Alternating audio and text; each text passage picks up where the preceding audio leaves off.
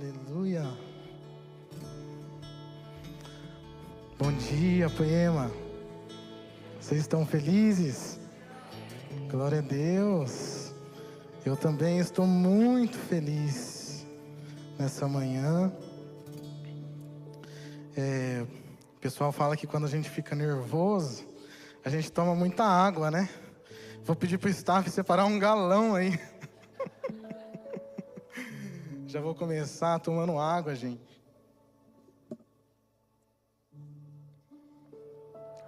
Quantos estão felizes com o Senhor nessa manhã? Glória a Deus. Queridos, o Senhor colocou uma mensagem no meu coração.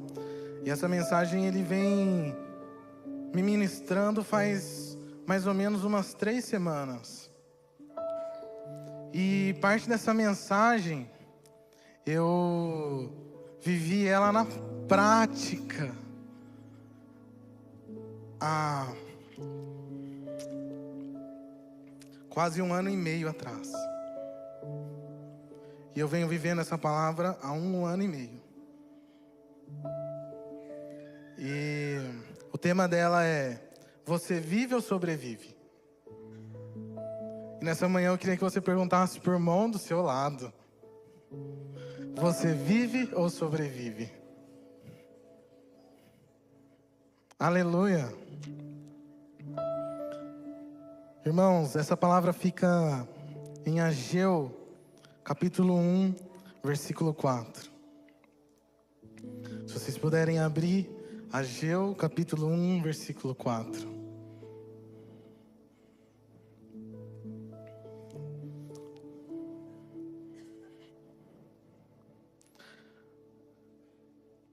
A palavra de Deus diz: povo de Judá, será que fica bem vocês viverem em casas luxuosas, enquanto o meu templo continua destruído? Pense bem no que tem acontecido com vocês. Vocês semearam muitas sementes, mas colheram pouco. Vocês têm comida, mas não é o suficiente para matar a fome. Tem vinho, mas não dá para ficarem bêbados. Vocês têm roupas, porém elas não chegam para os proteger do frio. E o salário que o trabalhador recebe não dá para viver.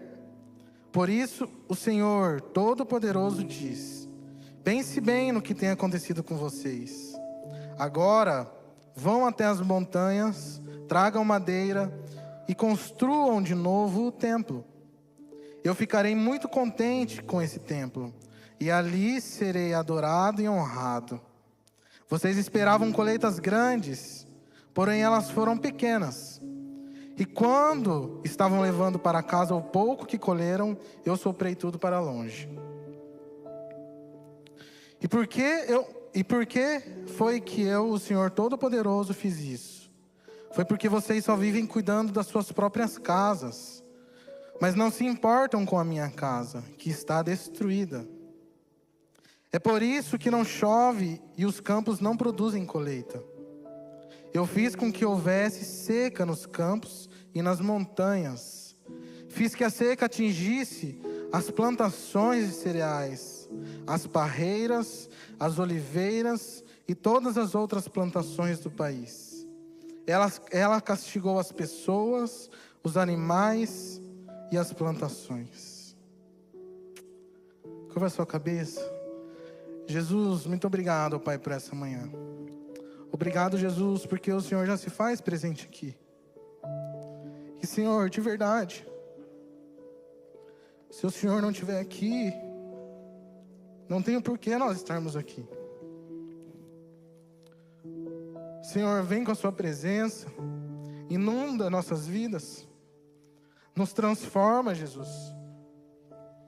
Que nessa manhã, Jesus, eu possa não te atrapalhar em nada. Que o Senhor possa fazer, ó Pai, tudo que o Senhor quer nessa manhã.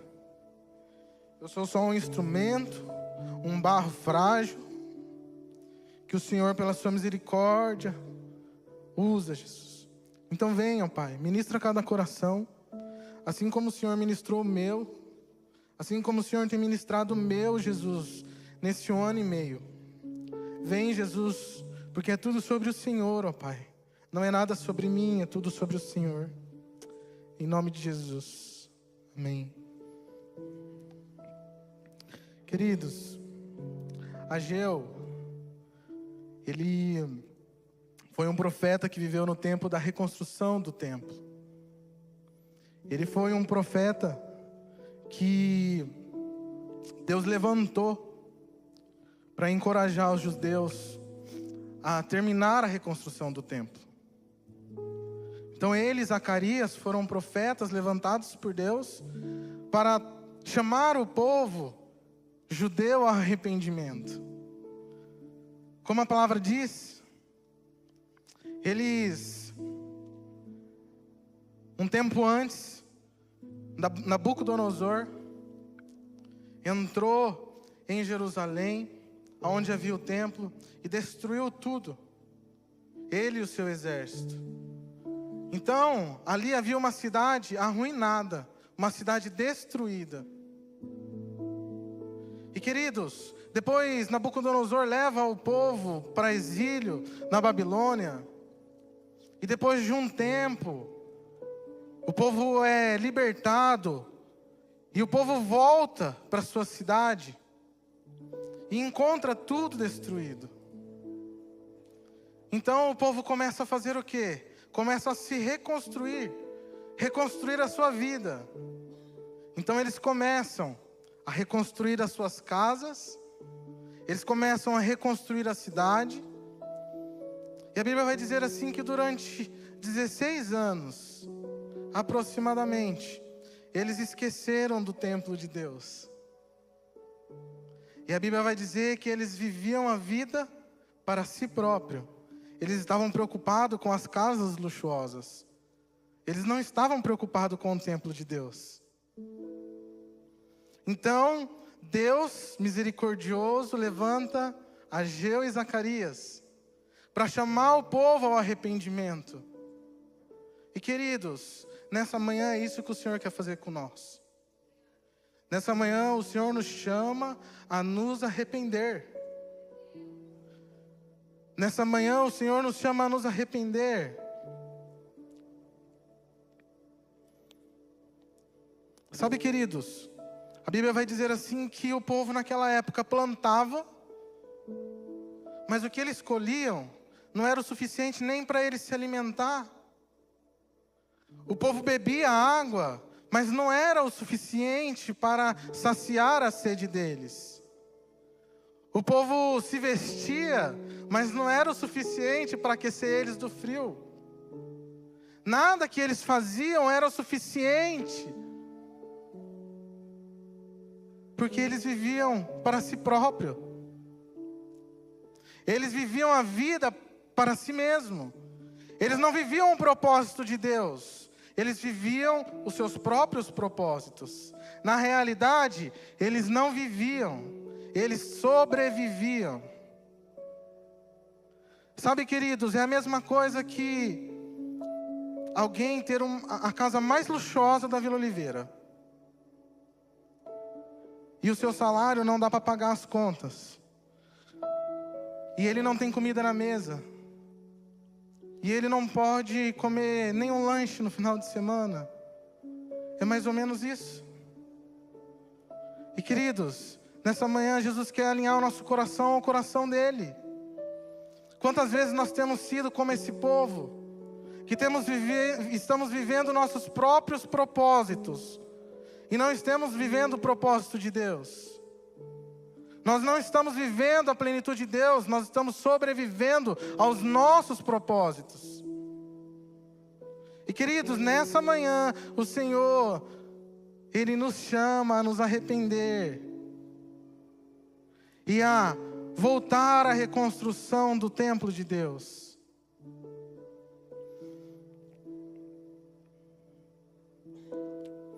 A Bíblia vai dizer, portanto, em Mateus 6,33, portanto, põe em primeiro lugar a sua vida, o reino de Deus, e aquilo que Deus quer, e Ele lhes dará todas as coisas.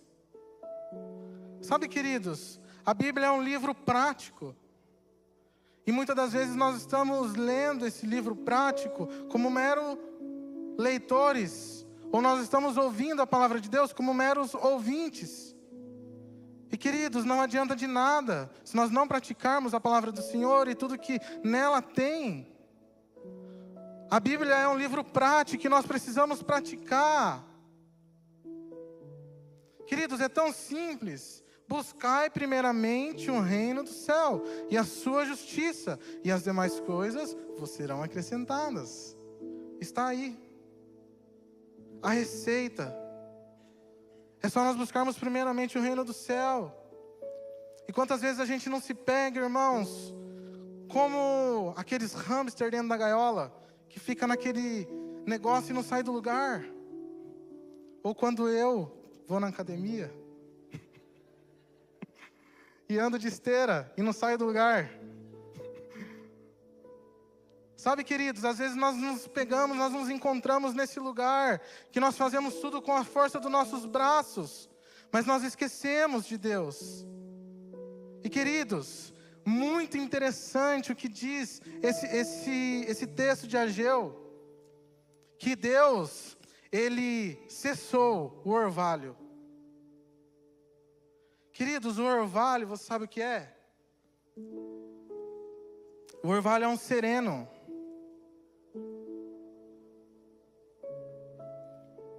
O orvalho é um sereno que cai sobre as plantações, sobre a terra, e faz da terra uma terra frutífera.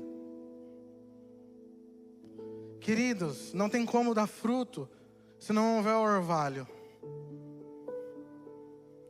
E sabe, queridos, às vezes nós estamos vivendo, mas o orvalho de Deus para nossas vidas já foi cessado. Porque nós estamos vivendo nossos próprios propósitos. Nós estamos vivendo para nós mesmos. E não adianta. O Senhor vai secar o orvalho. O Senhor vai cessar o orvalho. Nós precisamos nos voltar ao arrependimento. Nos voltar ao nosso habitat natural. Sabe, queridos? Muito interessante. Porque em Mateus 6:26... a palavra diz assim: vejam os passarinhos que voam pelo céu. Eles não semeiam, não colhem, nem guardam comida em depósitos. No entanto, o Pai de vocês que está no céu dá de comer a eles. Será que vocês não valem muito mais do que os passarinhos? Quantas vezes já não foi ministrada essa palavra aqui? E ontem eu estava escovando o dente. E Jesus começou a ministrar no meu coração sobre essa palavra. Sabe, Gustavo, o pássaro, quando ele está no habitat natural dele,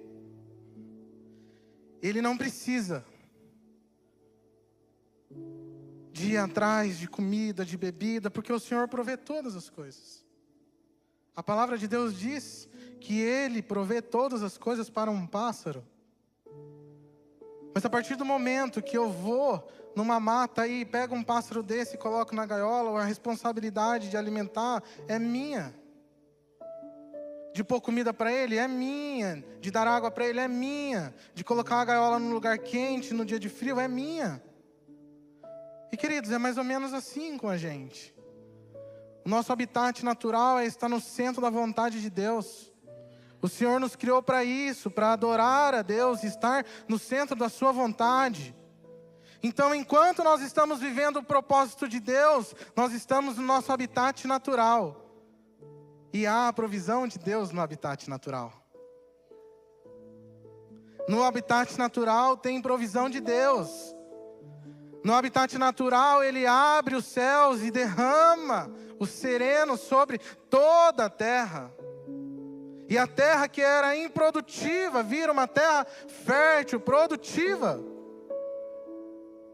Queridos, o Senhor nos chama nessa noite, nessa manhã, para o nosso habitat natural, da onde nós nunca deveríamos ter saído, que é no centro da vontade dEle. Nós temos que parar de sobreviver e começar a viver a plenitude de Deus. Mas nós só vivemos a plenitude de Deus se nós estivermos vivendo os propósitos dele.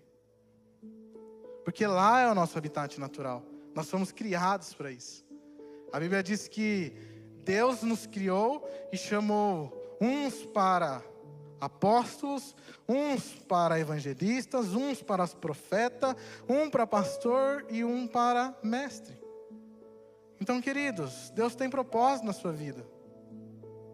Se você está passando por alguma dificuldade, você já está tão desanimado que você não vê propósito na sua vida, Deus tem um propósito na sua vida. Para de sobreviver e comece a viver a plenitude de Deus. Aleluia! E queridos, é a mesma coisa um peixe. Se nós arrancarmos um peixe da água, ele sobrevive. A gente viu, 4 minutos, amor? 4 minutos. Depois ele morre. E nós somos a mesma coisa. Se nós não estivermos no habitat natural, nós podemos sobreviver por um tempo, mas logo nós vamos morrer. Logo nós morremos espiritualmente. Logo nós começamos a viver só os nossos propósitos. E queridos, eu falo isso porque eu vivi isso. Eu vivi isso. E eu quase morri espiritualmente. Quase perdi minha casa.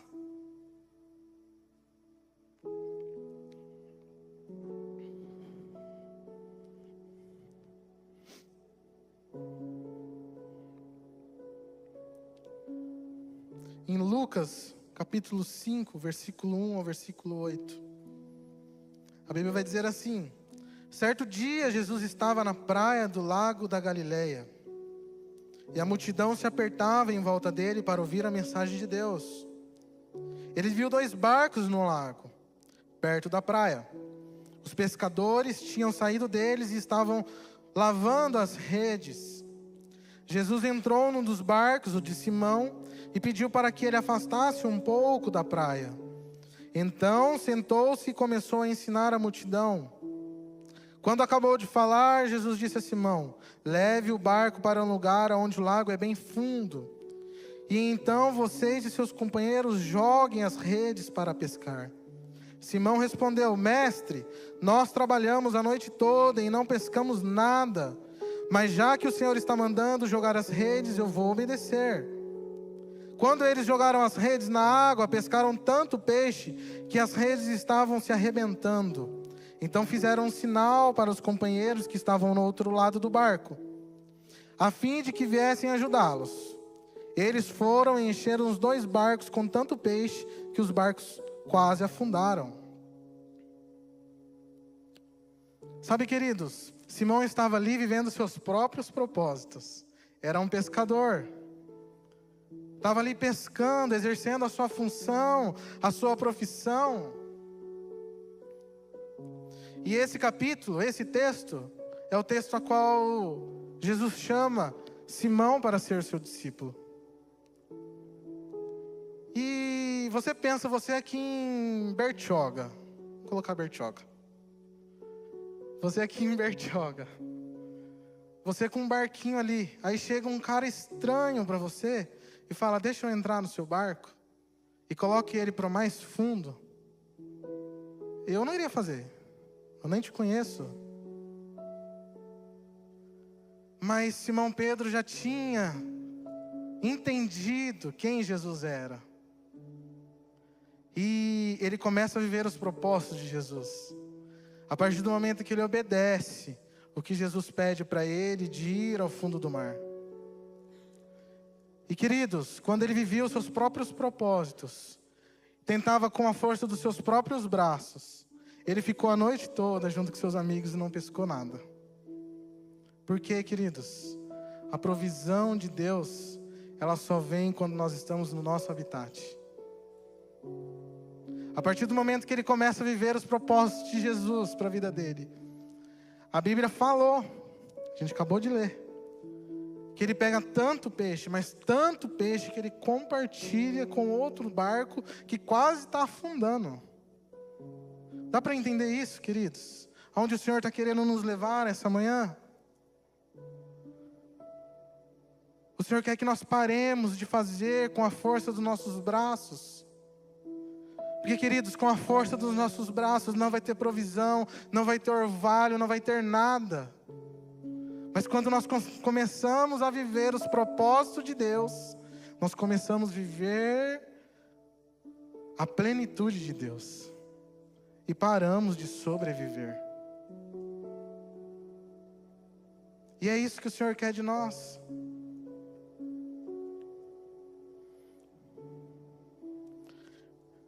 Em Jeremias, capítulo 2, versículo 13, diz assim: o meu povo cometeu 2 pecados. Eles abandonaram a mim a fonte de água fresca, e cavaram cisternas rachadas, que deixam vazar a água da chuva. A água da chuva, isso mesmo. Queridos, e esse versículo fala tanto comigo. Porque quantas vezes nós deixamos de nos alimentar da fonte de água viva, para nos alimentar, para saciar a nossa sede em cisternas rachadas. Sabe? Nós temos que entender que nós somos feitos para ceiar com o Senhor sentado à mesa, e não comer das migalhas do chão. Mas muitas das vezes nós temos esquecido que nós somos filhos do Deus vivo, e nós temos esquecido de sentar à mesa e nos alimentar de tudo que Ele tem para nós, e temos nos alimentado das migalhas que caem no chão. Estamos satisfeitos com muito pouco, mas as migalhas que caem no chão não nos satisfaz. Igualzinho o povo judeu, que comia, plantava e não satisfazia. A mesma coisa somos nós quando comemos da migalha do chão, porque a migalha do chão é o resto, é o que a gente come e cai ali, pedacinho de esfirra, pedacinho de lanche, no meu caso. Seu não, né, André? E, queridos, é muito pouco. Nós temos que parar de nos contentar com migalhas do chão. Ei, Jesus te criou como um filho. A sua identidade é filho de Deus. E todos os dias Ele tem um banquete montado à mesa para você sentar com Ele e para você se alimentar no seu devocional, no seu quartinho. Sabe, ano passado, eu estava com um pastor amigo meu, pastor Aécio, lá de São Mateus. Ele é pastor do pastor Rômulo do Maranhão. E ele falou assim para mim: Gu, nós estamos tão... aqueles cristãos preguiçosos, que hoje em dia, se a gente não tiver um livro devocional no nosso quartinho, a gente não consegue nem fazer o nosso devocional. E eu achei aquilo muito forte. Não que é errado, gente. Eu também uso devocional. Mas será que se tirar o nosso livro devocional do nosso quartinho, a gente vai ter o que falar com Deus? Nós somos cristãos preguiçosos, que quer tudo para ontem.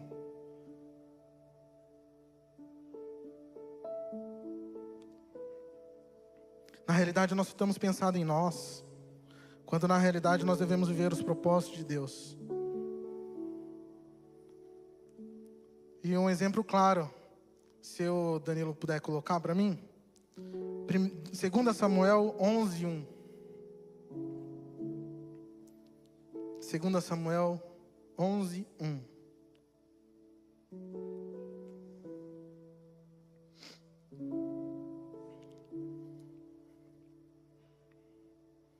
A Bíblia vai dizer: na primavera seguinte, época do ano em que os reis costumavam sair para a guerra, Davi mandou que Joabe e seus oficiais e o exército israelitas fossem atacar os inimigos. Eles venceram os amonitas e cercaram a cidade de Rabá. Mas Davi ficou em Jerusalém. Repete comigo: Davi ficou em Jerusalém. Uma tarde, Davi se levantou, depois de ter dormido um pouco, e foi passear no terraço do palácio. Dali viu uma mulher muito bonita tomando banho. Aí ele mandou que descobrissem quem era aquela mulher e soube que era Batseba, filha de Eliã e esposa de Urias, o heteu. Então Davi mandou que alguns mensageiros fossem buscá-la. Eles a trouxeram. Davi teve relações com ela. Batseba tinha justamente terminado o seu rito mensal de purificação e ela voltou para casa. Aqui é um exemplo claro que se nós não estamos vivendo os propósitos de Deus, nós estamos vivendo os nossos propósitos. Queridos, não tem como nós sermos meio cristão. Ou nós somos cristãos, filhos de Deus, ou nós não somos. Não tem como viver meio propósito de Deus e meio seu propósito. Os seus propósitos têm que estar alinhados com os propósitos de Deus. E queridos, Davi, rei, era para estar na guerra. E o que ele estava fazendo? Era para ele estar no habitat natural dele, que era guerreando com o seu exército. Mas ele não estava fazendo isso. Ele estava descansando em Jerusalém. Ele não estava vivendo os propósitos de Deus, ele estava vivendo os seus próprios propósitos. E aí que é o problema. Porque quando nós não vivemos os propósitos de Deus, nós sobrevivemos e uma hora morremos. E o que aconteceu com Davi? Caiu com Batseba. Por quê? Porque ele não estava na guerra junto com o seu povo, junto com o seu exército. Ele não estava vivendo os propósitos de Deus para a vida dele. Ele estava vivendo os seus próprios propósitos. Esse é o perigo de vivermos nossos próprios propósitos. Porque uma hora ou outra dá ruim.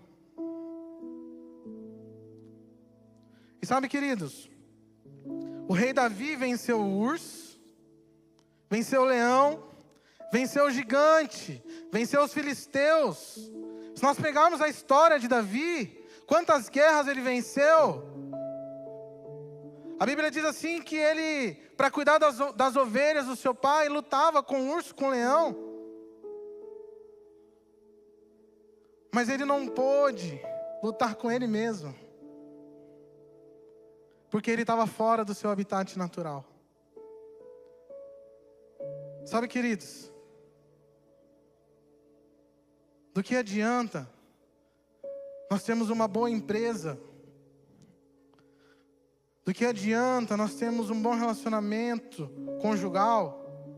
Do que adianta nós termos dinheiro na conta, ótimas aplicações, se nós não vivermos os propósitos de Deus? Não vai adiantar de nada. É aquela música nova que está tocando. A gente tem tudo e não tem nada? Do menininho pentecostal? É? E é isso. A gente tem tudo. Tudo físico.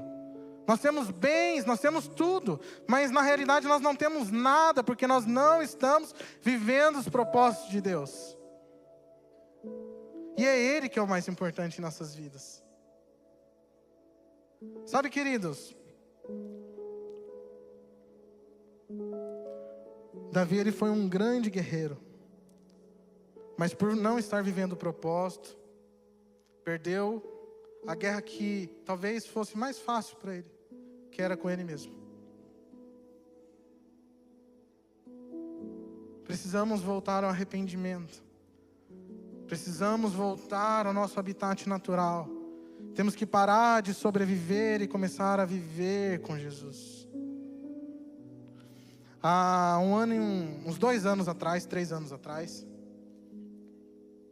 eu abri uma empresa. Muitos aqui sabem.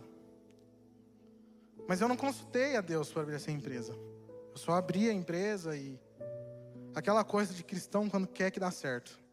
Ai, tá tudo dando certo, Deus está no negócio. Tá tudo uma beleza, Deus está no negócio. E fomos indo. E no Fire de Curitiba, Deus pediu pra gente esse negócio. E aí nós entregamos. Mas nesse meio tempo, gerou pra gente recurso. Foi bom, foi saudável. Mas queridos, eu coloquei esse empreendimento no lugar de Deus. E eu parei de ver os propósitos de Deus. E sabe o que aconteceu? Eu quase perdi minha casa. Quase perdi minha família. Porque eu não estava vivendo os propósitos de Deus. E nós precisamos, queridos, viver os propósitos de Deus. Nós precisamos estar nesse lugar. O Senhor nos criou para isso. Esse é o nosso habitat natural.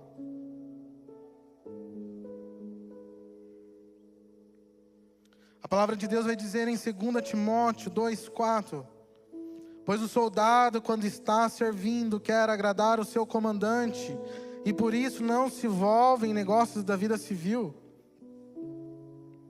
Sabe, queridos, o nosso dia a dia, o Instagram, o Facebook, tem nos roubado, tem nos trazido para essa vida civil e tem nos tirado do propósito de Deus. A nossa gana em ganhar dinheiro, em ter mais do que o outro, em viver em casas luxuosas, tem nos tirado do propósito de Deus. Sabe, queridos, o que mais importa para nós é Jesus, é viver uma vida com propósito. E nós não podemos colocar nada nesse trono, esse trono é de Jesus. Nós não podemos substituir Jesus. Esse trono é dele, é ele que tem que reinar em nossas vidas. Porque o dia que ele parar de reinar, vai dar ruim. Nós vamos parar de viver e começar a sobreviver.